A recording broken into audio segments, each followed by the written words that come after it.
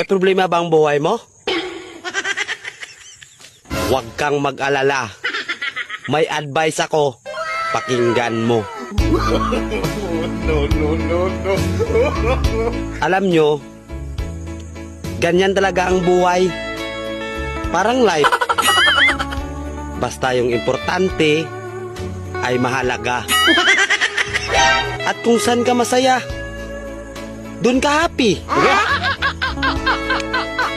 Basta wag kang maniwala sa swerte. Kasi malas yun. Minsan ay sometimes. Kaya matuto tayong tumanggap ng acceptance. Halimbawa, for example, ang baby ay sanggol. So kung di mo intindihin, you don't understand. Basta kaibigan, lagi mong tatandaan that wherever you go are there. At the end of the day, ay gabi na. At alam mo, walang umaga sa Japan. Kasi lahat sila ay hapon.